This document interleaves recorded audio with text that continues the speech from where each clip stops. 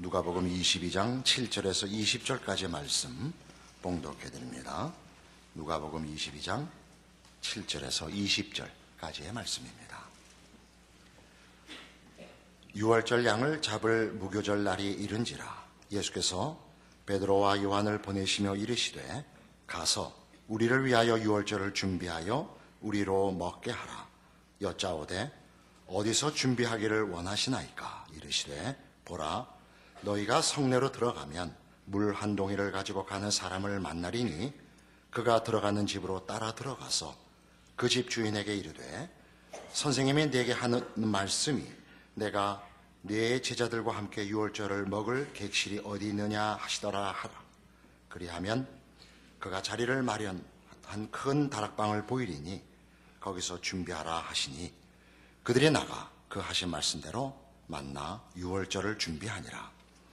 때가 이르매 예수께서 사도들과 함께 앉으사 이르시되 내가 고난을 받기 전에 너희와 함께 이 유월절 먹기를 원하고 원하였노라.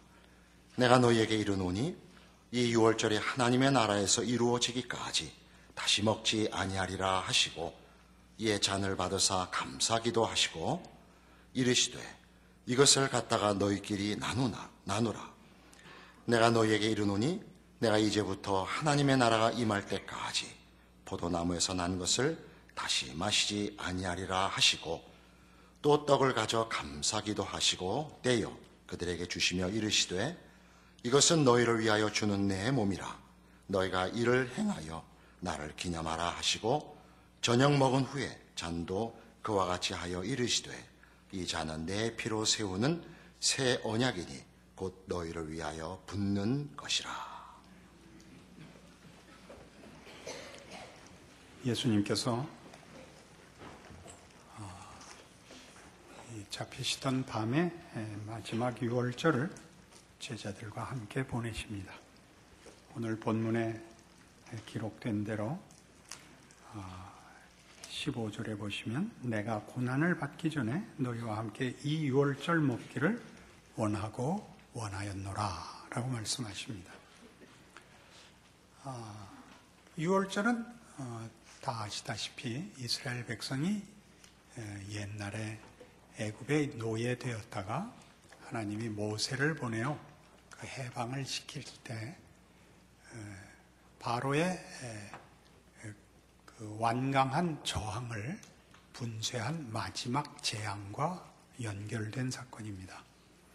모든 애굽에 있는 장자들을 죽일 때 이스라엘 백성들은 양을 잡아 그 피를 문지방과 문설주에 발라 하나님의 사자들이 그 심판으로 온 그 죽임을 면하였습니다. 그래서 유월절, 넘어간 절, 영어로 패스오버라고 하는 절기가 유래됐습니다. 이스라엘 백성은 이 유월절을 해마다 가장 큰 명절로 지키고 하나님께서 어떻게 이스라엘 백성들에게 자유를, 해방을, 하나님의 백성으로의 부름을 주셨는가를 기념하고 있습니다. 이 일을 예수님께서는 당신의 죽으심과 이제 묻고 계십니다. 유월절의 진정한 의미와 궁극적 목적이 예수 안에서 성취되는 것, 예수의 죽음이 그런 의미의 결정이라고 말씀하십니다. 구약성경 예레미야 31장에 가시면 바로 그런 약속이 1102페이지 구약성경 예레미야 31장 31절 이하에 이렇게 소개됩니다.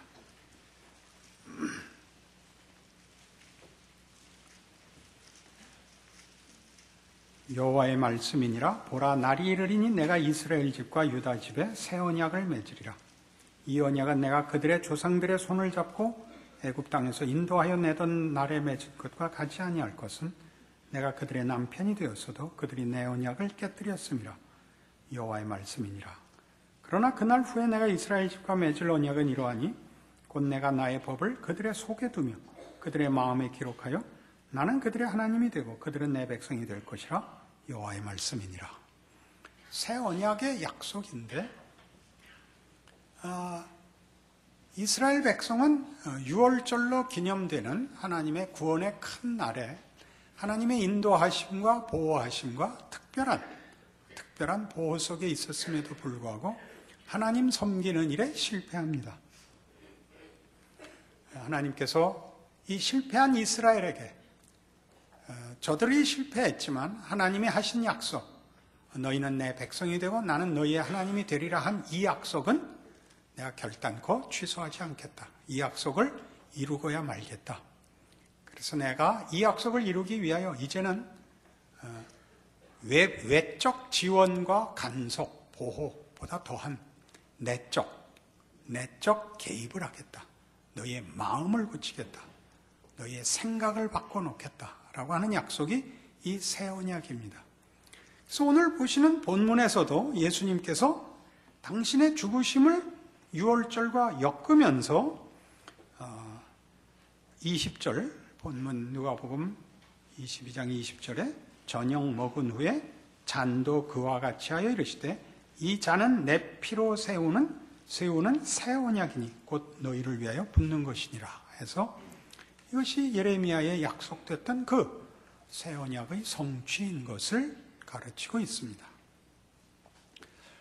그래서 우리는 예수의 죽음이 하나님께서 우리를 위하여 하신 일에 대한 역사적 증거이고 우리가 보고 듣고 생각하고 결정할 문제이기 이전에 이스라엘 백성의 실패로 드러난 우리의 선택, 우리의 의지, 우리의 응답, 우리의 노력 등의 모자란 것으로, 부족한 것으로 깨어질 수 없는 하나님의 영원한 약속의 성취, 실패할 수 없는 하나님의 언약의 결정, 나는 너희 하나님이 되고 너희는 내 백성이 될 것이라를 어떻게 예수 안에서 하나님이 이루셨는지를 확인해야만 하는 것입니다. 오늘 이 자리에 앉아있는 여러분 모두가 여러분이 예수를 믿고 자발적으로 나온 것임에도 불구하고 실제로는 그 전에 하나님께서 여러분 마음과 생각에 어떻게 간섭하셨는지, 그것이 예수 안에서 어떻게 역사적으로 구체적 증거가 되었는지 확인할 필요가 있습니다. 어떻게 하나님은 우리 마음에, 우리 생각에 개입을 하셨을까요? 예수 안에서 이루신 이 새 언약과 이 성취는 예수의 십자가와 부활로 이미 승리하신 것 같이 그 약속의 승리가 역사적 사실인데 오늘 우리에게는 어떻게 이해되고 있고 현실로 나타나고 있을까요? 요한복음 15장으로 갑니다.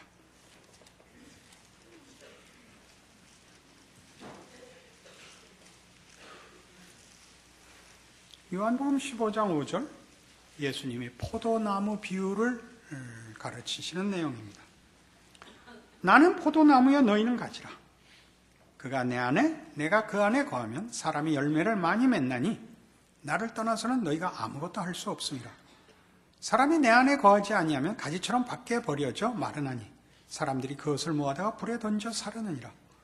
너희가 내 안에 거하고 내 말이 너희 안에 거하면 무엇이든지 원하는 대로 구하라. 그리하면 이루리라. 너희가 열매를 많이 맺으면 내 아버지께서 영광을 받으실 것이요 너희는 내 제자가 되리라. 아버지께서 나를 사랑하신 것 같이 나도 너희를 사랑하였으니 나의 사랑 안에 거하라. 내가 아버지의 계명을 지켜 그의 사랑 안에 거하는 것 같이 너희도 내 계명을 지키면 내 사랑 안에 거하리라. 내가 이것을 너희에게 이르면 내 기쁨이 너희 안에 있어 너희 기쁨을 충만하게 하려 함이라. 내 계명은 곧 내가 너희를 사랑한 것 같이 너희도 서로 사랑하라 하는 이것이니라. 만만치 않은 말씀이 너무 한꺼번에 주어지고 있습니다. 포도나무 비유입니다. 비유의 내용은 우리가 이해하는데 어려움이 없습니다. 포도나무 가지가 나무에 붙어 있지 않으면 아무 쓸데가 없습니다. 붙어 있으면 그것은 하나의 가지가 아니라 포도나무입니다. 포도나무와 가지는 분리될 수도 없고 구별될 수도 없습니다. 나무의 모든 생명을 가지가 공급받고 나무의 열매가 가지에 달리는 것입니다. 그 가지가 나무 자체는 아니지만 가지는 나무에 붙어 있음으로써 가지일 수 있는 것입니다. 예수님께서 우리에게 그러니 너희도 내 안에 거하라 그럽니다. 내가 아버지 안에 거하는 것 같이 너희도 내 안에 거하라. 그 안에 거하려면 어떻게 해야 되느냐? 계명을 지켜야 된답니다. 계명을 지킨다. 이렇게 나오면 조건과 자격으로 제일 먼저 생각이 나지 않습니까? 가지가 매일 나무에 붙어 있는 방법은 무엇일까요? 일부러 도망만 안 가면 됩니다. 스스로 도망갈 수도 없지만 도망만 가지 않으면 됩니다. 가지가 단식 투쟁만 하지 않으면 됩니다. 나무에 붙어 있는 것입니다. 그것을 계명을 지키라라고 말씀하시므로 계명을 지킨다는 것이 가지가 나무에 붙어 있는 조건과 자격으로 제시하는 것이 아니라 하나의 축복과 특권으로 제시하고 있는 것입니다. 가지는 나무에 붙어 나무에 속한 것을 자기의 것으로 가지는 법이니라. 그렇게 말씀하는 것이요. 그것이 조건과 자격이거나 강요가 아닌 그것을 사랑이라고 표현하고 있는 것입니다. 내 사랑 안에 거하라. 계명을 지켜라와 사랑하라가 같이 오고 나무에 붙어있는 연합을 요구하는 것이 사랑과 복종으로 요구되고 있습니다. 우리가 이해하는 우리 세상 속에서의 세 단어는 사뭇 다릅니다. 연합,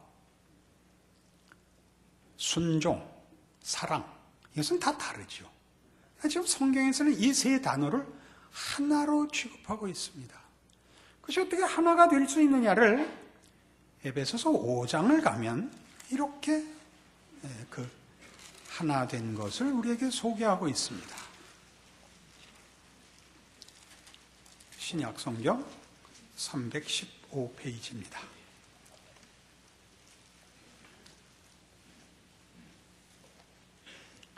에베소서 5장 22절 보시면 부부에 관한 이런 성경의 명령이 주어집니다.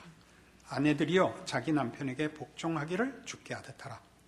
이는 남편이 아내의 머리됨이 그리스도께서 교회의 머리됨과 같음이니 그가 바로 몸의 구주시니라. 그러므로 교회가 그리스도에게 하듯 아내들도 범사에 자기 남편에게 복종할지니라. 예수 믿는 여성들이 가장 싫어하는 성경 구절입니다. 이 복종이라는 단어가 오해되어 있기 때문이죠. 뒤이어 남편들에게 사랑을 요구할 것입니다. 이 복종은 뒤에 나오는 남편에게 요구하는 사랑과 똑같은 의미입니다. 지금 요한복음 15장에서 본 바와 같이 계명을 지키라와 사랑하라는 하나이며 가지에게 몸에 붙어있는 것은 너의 축복이요 특권이요 영광이라 하는 말의 다른 설명입니다. 이렇게 설명하면 혹 이해가 될 것 같습니다. 여러분 연애하던 시절로 잠깐 돌아갑시다.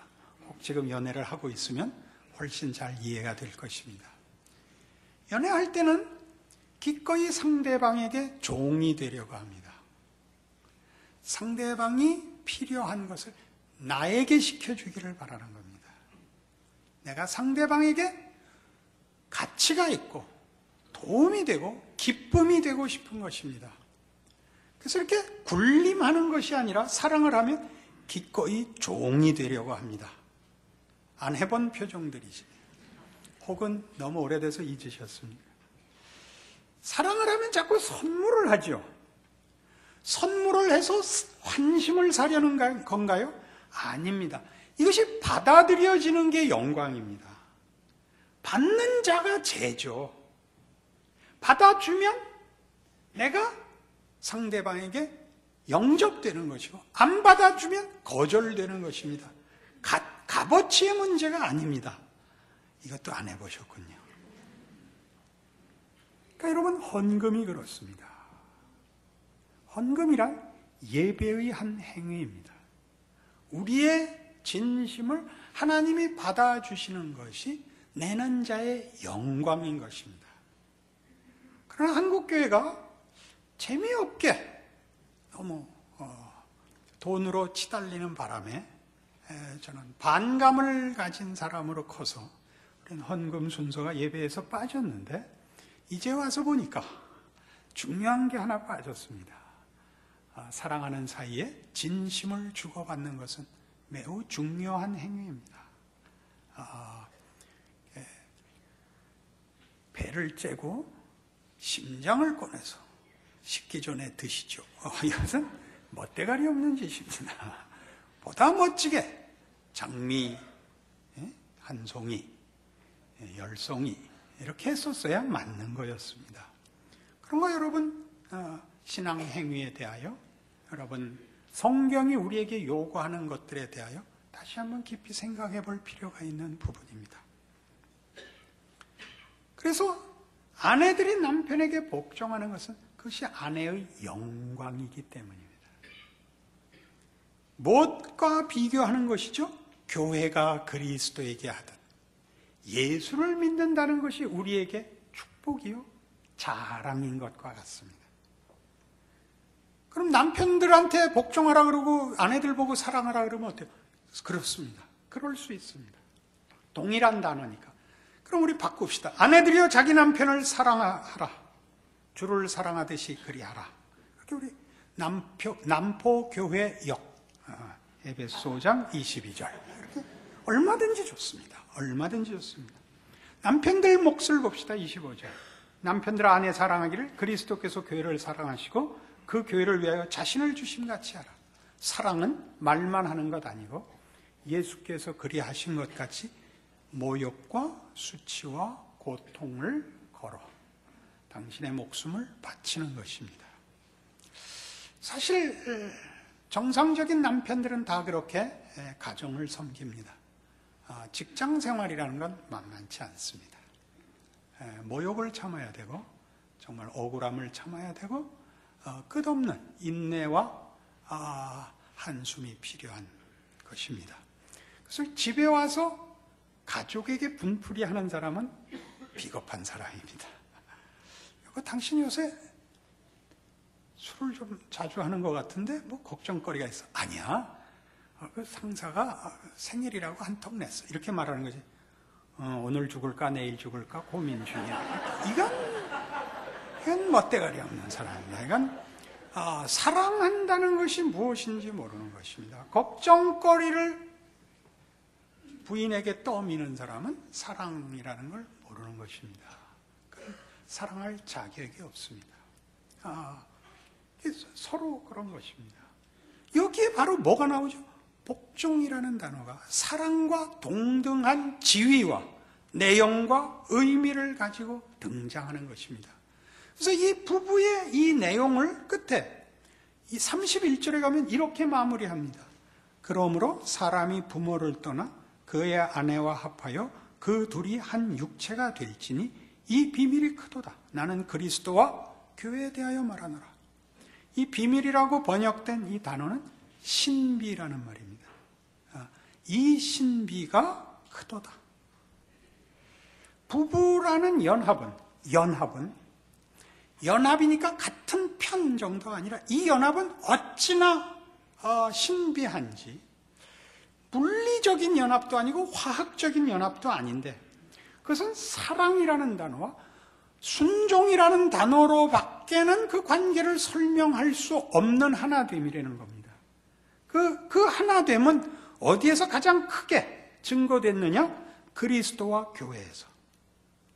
그리스도께서 교회를 위하여 죽으시고 교회를 그의 몸으로 부르시는데 예수를 믿어 하나님의 백성이 된 자들을 부르는 호칭이 성경에는 대표적으로 3개가 나옵니다. 성도라고 부를 때는 구별된 자라는 뜻입니다. 세상에 속하지 않고 하나님께 속했다고 할 땐 성도, 거룩할 성자를 쓴다. 이것은 윤리성과 도덕성을 따지는 것이 아닙니다. 어디에 속했느냐를 얘기할 땐 성도, 신자라고 얘기할 때는 믿는다라는 고백을 기준으로 했을 때, 교회라고 할 때는 그의 운명과 실존이 예수와 묶여 있다는 것을 얘기할 때 교회라고 하는 것입니다. 이건 무지하게 중요한 표현입니다. 그의 뭐와?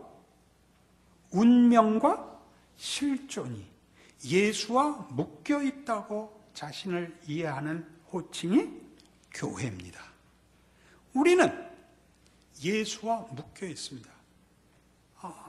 교회는 그의 몸이니 만물 안에서 만물을 충만케 하시는 자의 충만인이라입니다.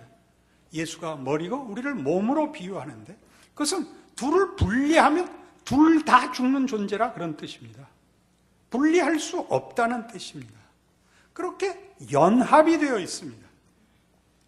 이것이 말하자면 예수님께서 죽으심으로 성취한 새 언약의 본질이요 진실입니다. 로마서 6장으로 가보십시다.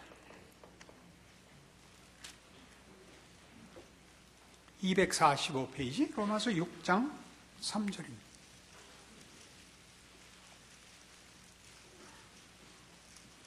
무릇 그리스도 예수와 합하여 세례를 받은 우리는 그의 죽으심과 합하여 세례를 받은 줄을 알지 못하느냐. 그러므로 우리가 그의 죽으심과 합하여 세례를 받음으로 그와 함께 장사되었나니 이는 아버지의 영광으로 말미암아 그리스도를 죽은 자 가운데서 살리심과 같이 우리로 또한 새 생명 가운데서 행하게 하려 함이라. 만일 우리가 그의 죽으심과 같은 모양으로 연합한 자가 되었으면 또한 그의 부활과 같은 모양으로 연합한 자도 되리라. 세례란 뭐냐? 세례란 죽음을 표시하는 것입니다. 죽음. 우린 다 죽을 존재입니다. 우리의 운명은 죽음이라는 운명에서 벗어나지 못합니다. 근데 세례란 그 죽음이 예수와 함께 죽은 자라는 뜻입니다. 이게 뭐가 다를까요? 세례란 원형으로 얘기하면 침례가 맞습니다. 물속에 들어갔다 나오는 예식이 맞습니다. 물속에 들어갔다 나오는 건 죽었다는 뜻입니다. 물속에 들어가면 다 죽습니다. 우리는 이제 그 의미를 상징화해서 이렇게 세례로 이렇게 그 예식을 축소화했죠. 개념은 똑같습니다. 근데 죽을 존재인데 예수와 함께 죽었다는 것이죠. 무엇 때문에? 지금 내가 사는 것은 나는 죽은 존재인데 예수와 함께 죽었기 때문에 예수의 부활에도 묶여 지금 살아있다 이겁니다. 지금 살아있는 나는 예수와 함께 묶여있는 나이지 혼자 살던 나는 그때 죽었다 이거죠. 죽음을 통과해서 죽음으로 끝날 존재가 예수의 부활에 묶여서 살아있는 존재다. 이게 예수의 이름으로 세례를 받는다는 뜻입니다. 우리 자신으로는 죽을 수밖에 없는 존재가 예수와 묶여 예수의 부활에 참여한 자로 예수 부활에 묶여 예수와 연합하여 지금의 존재는 예수 안에 있는 존재로 살아있는 존재입니다. 라고 이해하는 것입니다. 아니, 믿는 것입니다. 근데 우리를 그렇게 하기 위해 예수가 우리의 죽음의 자리에 따라 들어오시는 것입니다. 사랑입니다. 이 연합에는 다만 예수와 묶이는 기계적인 방법이 동원되는 것이 아니라 우리를 당신과 묶기 위하여 우리의 죽음의 자리에 따라 들어온 사랑이 있는 것입니다. 우리 마음대로 우리가 죽음의 자리로 갈 수밖에 없는 자리에 당신을 낮추시고 따라오시는 순종이 있습니다. 빌립보서 2장 5절 이하에 나온 예수 그리스도에 대한 성경의 놀라운 선언입니다. 그는 본래 하나님의 본체시나 하나님과 동등됨을 취할 것으로 여기지 아니하시고 자기를 비워 종의 형체를 가지고 사람의 모양으로 나타나셨으며 죽기까지 복종하셨 자기를 낮추시고 죽기까지 복종하셨으니 곧 십자가의 죽으심이라입니다. 비우고 낮추고 순종하여 죽으십니다. 우리에게 당신을 다 순종시키십니다. 우리의 죄악, 우리의 못남, 우리의 한계, 우리의 죽음에 당신이 순종에 따라 들어오는 겁니다. 기꺼이. 그는 근본 하나님의 본체십니다. 그러나 하나님과 동등됨을 취할 것으로 여기지 않았습니다. 하나님의 영광이 군림하고 자랑하고 뽐내는 것보다 낮춰 우리를 위하여 당신이 우리에게 순종하고 우리에게 당신을 바치는 것을 더 큰 영광으로 선택하셨답니다. 사랑입니다. 이게 예수의 죽음입니다. 우리는 이 일로 인하여 예수를 믿게 된 자인 것입니다. 하나님이 우리 안에 들어오사 우리와 당신을 묶고 우리의 영혼을 부활시킵니다. 모든 믿는 자들은 시작은 자기가 믿는 걸로 시작했겠지만 사실은 무언가가 작동을 하여 속에서부터 이렇게 사는 게 인생이 전부는 아닌데, 이건 아닌데 라는 자각이 생깁니다. 뭐라고 말할 수 없는 그것이 여러분을 교회로 인도합니다. 그 시기에 여러분이 할 수 있는 확인이란 뭔지 모르지만 눈에는 보이는 것, 그러나 분명하고 충분하지 않은 것에 대한 갈등입니다. 그때 여러분이 할 수 있는 건 의심하는 것입니다. 반대하는 것입니다. 그래서 잘 믿는다고 생각하는 사람을 붙잡고 자꾸 기독교 신앙을 거꾸로 질문을 합니다. 주의를 안 지키면 꼭 벌받아? 부터 시작해서 헌금 안 내면 뭐 저주받아? 많이 내면 복받아? 아니 예수 믿는 사람 왜 그 꼴이야? 여러 가지를 부닥치죠. 그걸 답을 해줘서 답이 되는 게 아니라 못 살겠는 거예요. 근데 보통 질문해 보시면 신통한 답이 나오지도 않습니다. 그러면 여러분이 신통한 답을 못 들어서 예수 믿는 건 아무것도 아닌가 보다 라고 돌이키기엔 뭔가 여러분 속에서 붙잡는 손이 있는 것입니다. 이리 갈까 저리 갈까, 그 어느 성경 구절인지 있지 않습니까? 차라리 돌아갈까. 이때를 환장의 시기라고 합니다. 속이 상하는 겁니다. 누군가 멋있는 표본이 하나 있으면 좋겠는데 그런 사람은 없습니다. 그런 사람은 없고 다 틀린 것 같고 다 엉터리 같고 내가 멋있게 하고 싶은데 내가 하기는 굉장히 또 어렵습니다. 그러니까 늘 불만인 채 교회와 앉아서 째려보다 가죠. 안 나오자니 속이 불편하고 나와 있자니 마음이 불편하고 예수를 어떻게 믿어야 되는지 중요한 것, 하나님이 이 기간을 평생에 걸쳐서 허락한다는 사실입니다. 하나님이 여러분을 억지로 강요하지 않습니다. 조급해 하시지 않습니다. 시간을 두고 하나님의 신실하심과 자비로우심과 기쁨과 높음을 여러분에게 확인시키십니다. 참으로 놀랍습니다. 우리 모두가 이 시기에 가장 혼동하는 것은 빨리 잘 믿어 쓸모있자는 것인데 아닙니다.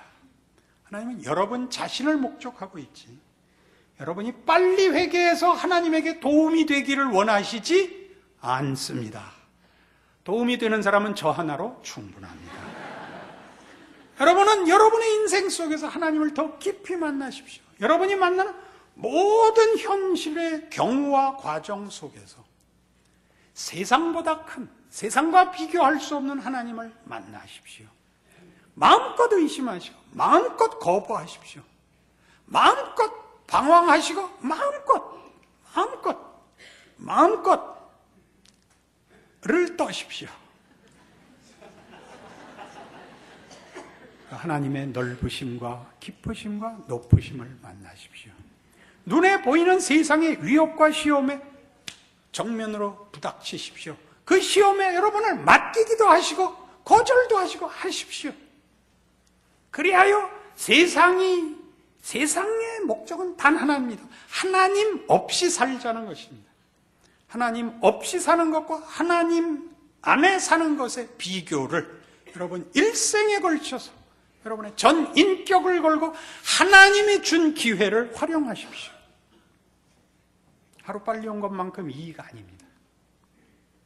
더 깊고 더 넓고 더 놀랍게 되는데 얼마나 걸리는지는 각자가 다릅니다. 그런 갈등과 회의 속에서 만나는 모임, 교회입니다. 교회는 완벽하지 않습니다. 모두의 상처와 의심과 불만 속에 하나로 묶여 있는 것입니다. 거기서 서로 보십시오. 어떻게 지랄을 떠는지, 어떻게 절망을 하는지. 인간이라는 존재가 얼마나 깊고 얼마나 놀랍게 이렇게 큰 시련과 기회를 만나야 되는지 놀라십시오. 사랑이란 그런 것입니다. 사랑이란 붙잡아 가두는 것이 아닙니다. 사랑은 항복을 받아내는 기다림입니다. 많은 눈물과 한숨이 없이 사랑을 할 수는 없습니다. 하나님은 그리 하십니다. 그 아들을 주십니다. 놀랍지 않습니까? 그와 와서 인생을 사십니다. 무한히 유한 속에 갇혀 인간의 손에 의한 역사 속에 당신을 맡기십니다. 지난주에 했죠. 음모와 배신과 억울함과 치욕에 순종하십니다. 그리하여 하나님이 누구신가를 세상이 할 수 있는 모든 것, 가장 비겁하고 가장 더럽고 가장 최후의 결정, 죽음까지를 감수하셔서 세상은 더 이상 할 말이 없는 증거를 만들어내십니다. 부활이죠. 부활이란 죽음으로부터의 승리입니다. 여러분의 절망과 가장 가치 없고 가장 못난 짓에서 만들어내시는 부활, 이것이 기독교의 가장 큰 신비죠. 그 신비의 부름을 받아 여러분들이 몸부림치고 있는 것이 현실일 것입니다. 하나님이 여러분 안에 시작하신 줄 아는 그 약속을 예수 안에서 성취하신 것을 적용하신 것을 아는 오늘의 말씀이 되어 여러분 인생을 더 깊이 있게 말씀으로 해석하시고 비교하시는 생각하는 인생이 되고 깊어지는 신앙이 되기를 바랍니다. 기도하십시다. 하나님 아버지 은혜를 감사합니다. 하나님의 사랑은 우리가 측량할 수 없습니다. 하나님이 우리를 사랑하여 우리의 죽음에 따라 들어오셨다는 사실에 대하여 우리는 항복합니다. 그리고 우리에게 하나님이 사랑을 요구하신다는 사실 앞에 우리는 또 한 번 항복합니다. 사랑을 베푸셨으니, 요구하셨으니 할 수 있도록 또 인도하여 주시옵소서. 예수님 이름으로 기도합니다. 아멘.